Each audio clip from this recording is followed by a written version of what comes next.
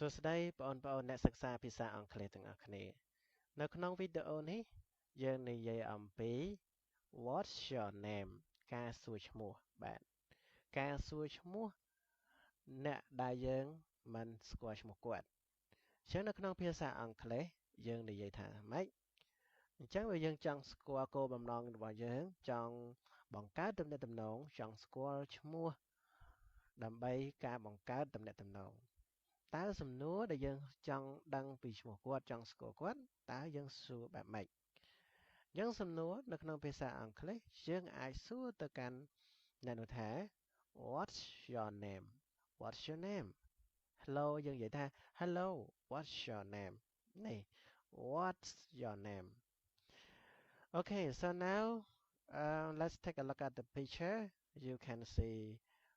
three people okay three peopleអញ្ចឹងពេលគេសួរសំណួរថា What's your name យើងអាចឆ្លើយទៅកាន់គាត់វិញថា Hello I'm Mara សួស្តីខ្ញុំឈ្មោះ Mara មានន័យអញ្ចឹងណាអ្នកទាំងអស់គ្នា Hello I'm Leo ខ្ញុំសួស្តីខ្ញុំគឺ Leo Hello I'm Nari សួស្តីខ្ញុំឈ្មោះ Nari អញ្ចឹងបើគេសួរយើងថា What's your name យើងឆ្លើយទៅកាន់គាត់ថា Hello I'm Mara អញ្ចឹងទៅអ្នកទាំងអស់គ្នាក៏លេខមើលនៅឧទាហរណ៍សំទោសអ្នកទាំងអស់គ្នាក៏លេខមើល grammar បន្តិចដើម្បីងាយស្រួលបងប្អូនអ្នកសិក្សាភាសាអង់គ្លេសទាំងអស់គ្នាប្រកាសជាឆ្ងល់ហើយគេថា what apostrophe s នេះហេតុអីបានវាអញ្ចឹងបងប្អូនទាំងអស់គ្នាក៏លេខមើល grammar am is my and your អញ្ចឹង s apostrophe s នេះវាមកពី s នេះឯងបើយើងនិយាយក៏យើងចង់សួរសំណួរគេ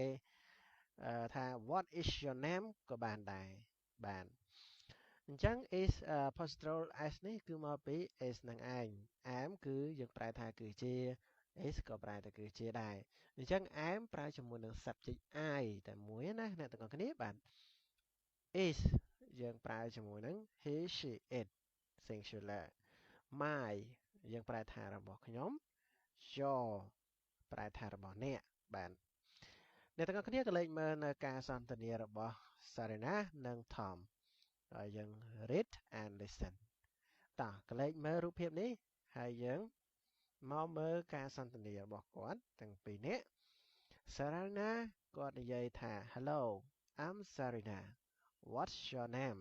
សួស្តីខ្ញុំគឺ Sarina អញ្ចឹងឃើញអ្នកទាំងអស់គ្នា am នេះគឺ I am ខ្ញុំគឺ Sarina What's your name តើអ្នកឈ្មោះអ្វីអូខេអញ្ចឹង Tom គាត់បាននិយាយថា My name's Tom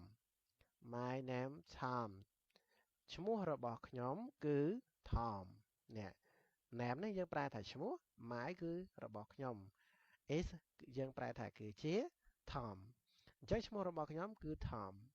Sarina គាត់ឆ្លើយថា Hello Tom សួស្តី Tom បាទ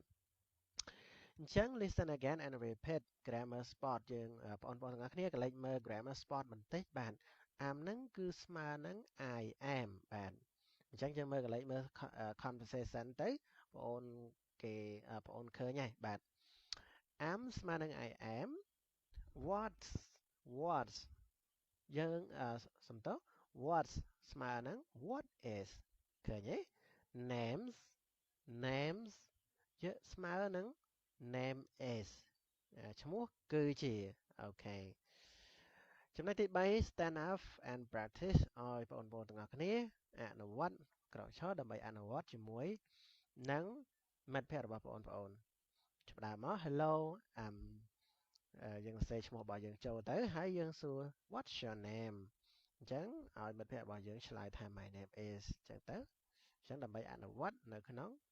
ការសួរសំណួរ What's your name អញ្ចឹងសម្រាប់នៅក្នុងវីដេអូនេះមានតែប៉ុណ្ណឹង